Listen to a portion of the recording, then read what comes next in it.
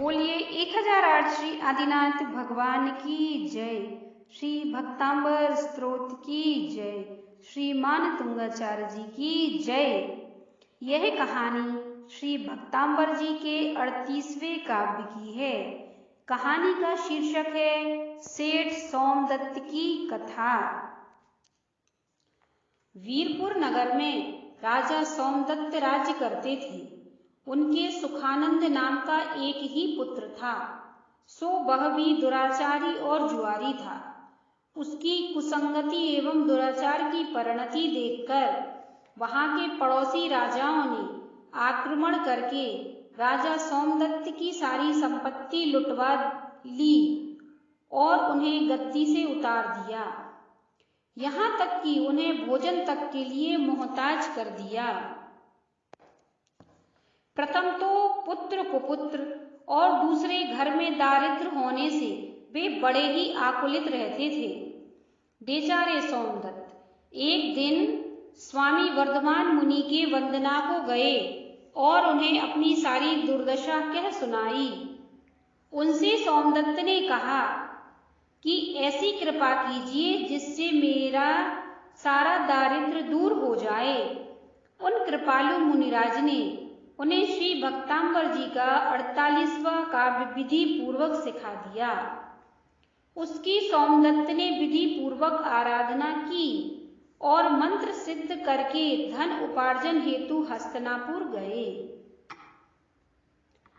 वहां के राजा विजयसेन के यहाँ एक मदमत्त हाथी था जो बहुत ही प्रचंड और उद्दंड था। एक दिन वह महावतों की असावधानी से, महावत मीन्स जो हाथी को संभालने वाला व्यक्ति होता है, एक दिन वह महावतों की असावधानी से छूट पड़ा और नगर में प्रवेश करके घोर उपद्रव करने लगा। सैकड़ों नर नारियों को उसने छत बिछत कर डाला, हजारों दुकानें कुचल डाली, बहुत से वृक्ष उखाड़कर फेंक दिए तथा लोगों का घर से बाहर निकलना दूभर कर दिया।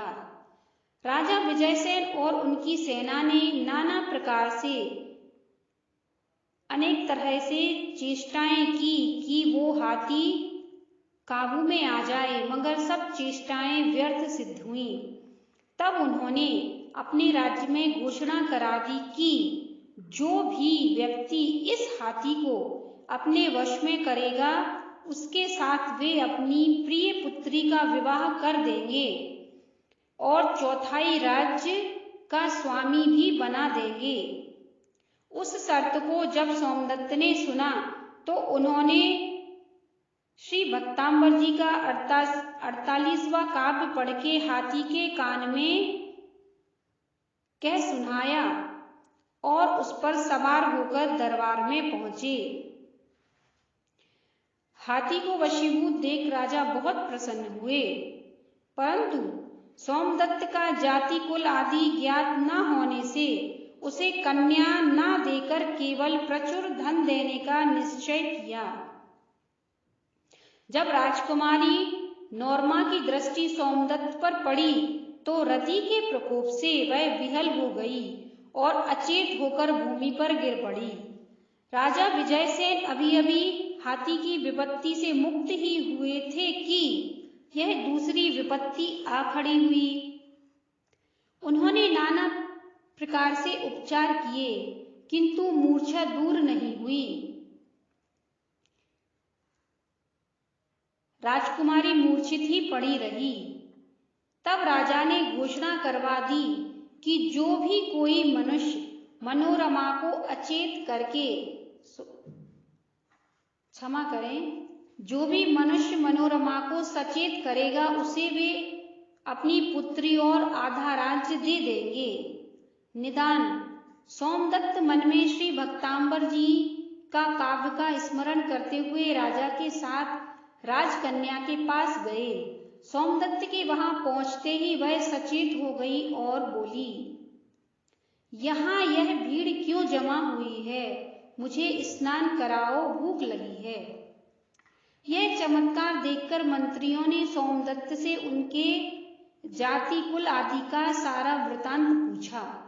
तब उन्होंने सविस्तार अपना परिचय सुनाया, जिसे सुनकर राजा विजयसेन ने अपनी प्रिय पुत्री मनोरमा का विवाह उनके साथ कर दिया और अपना आधा राज्य भी उन्हें सौंप दिया। मनोरमा जैसी सुंदर रानी पाकर राजा सोमदत्त ने बड़ा हर्ष मनाया। उन्होंने अपने सारे कुटुंबियों को वीरपुर से हस्तिनापुर बुला लिया और राजा श्रेणिक और रानी चेलना के समान राजभोग कर गृहस्थ धर्म का पालन करने लगे। श्री भक्तांबर महाकाव्य की विचित्र महिमा देखिए। राजा सोमदत्त को इसी के प्रभाव से कुबेर जैसी संपदा और इंद्राणी जैसी मनोरमा रानी की प्राप्ति हुई। तो हमारे लिए इस सामान्य वैभव को पाना कौन सी बड़ी बात है,